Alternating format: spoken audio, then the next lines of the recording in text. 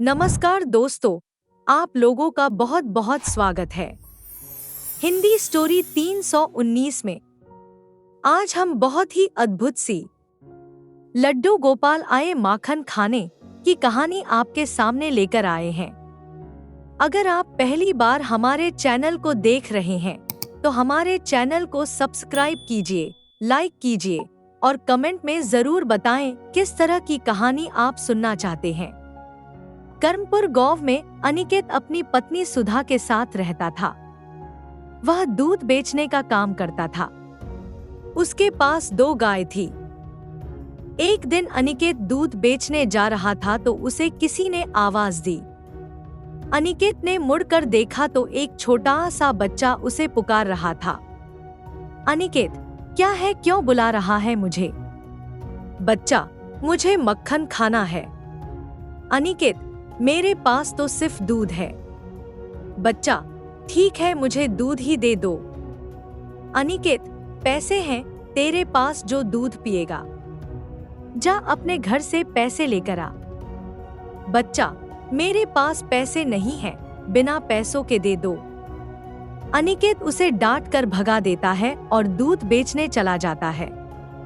वह सारा दिन भटकता रहता है लेकिन उसका आधा ही दूध बिक पाता है।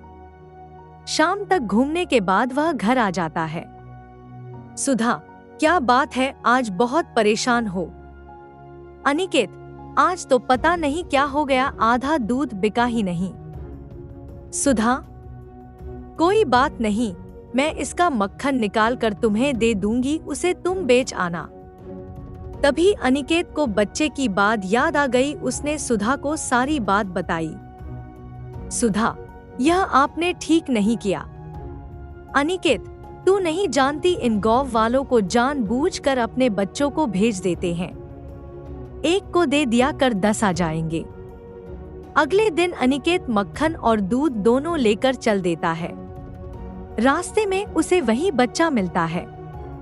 वह फिर से मक्खन मांगता है और अनिकेत उसे फिर से डांट कर भगा देता है।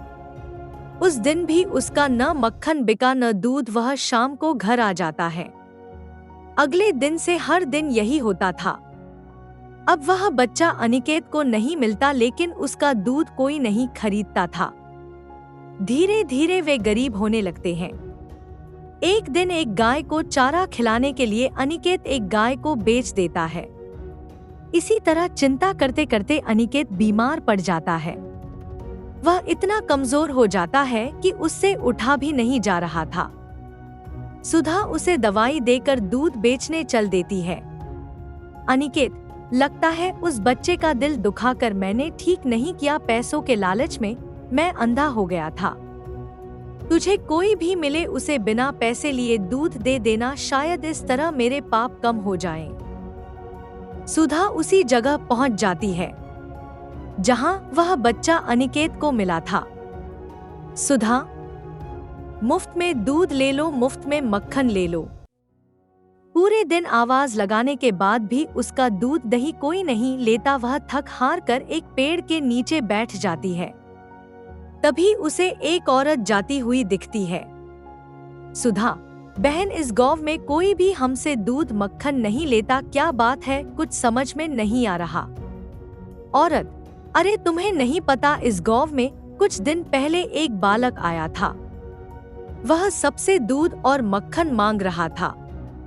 सबने उसे मक्खन खिलाया।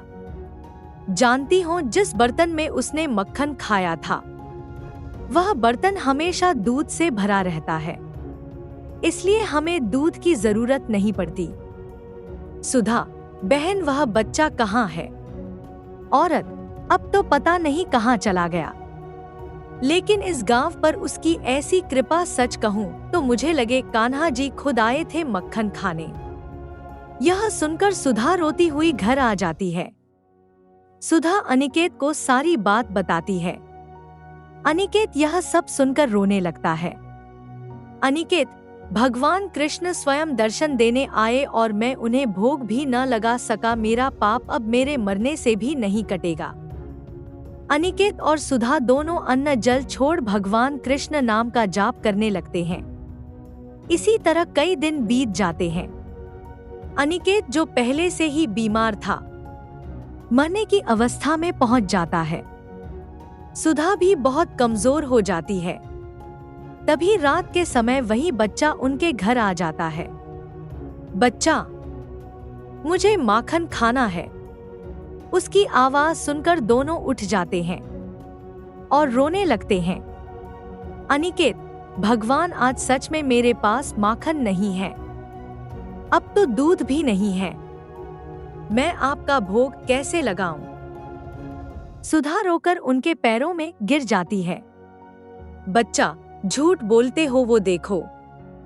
दोनों पीछे देखते हैं तो सोने के बर्तनों में दूध, दही और मक्खन के ढेर लगे हुए थे। दोनों बच्चे के पैरों में गिर जाते हैं। भगवान श्री कृष्ण अपने असली रूप में आ जाते हैं। उनके चमत्कार से अनिकेत और सुधा बिल्कुल ठीक हो जाते हैं। कान्हा, यदि कोई तुमसे मदद मांगे तो उसकी मदद अवश्य करना। यह कहकर कान्हा जी अंतर्ध्यान हो गए। उसके बाद दोनों प्राणी भगवान की भक्ति करने लगते हैं। आप लोगों का बहुत बहुत धन्यवाद इस कहानी को सुनने के लिए।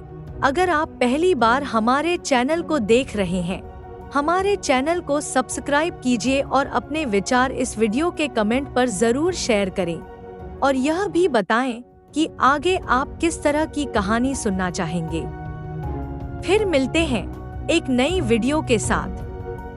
धन्यवाद।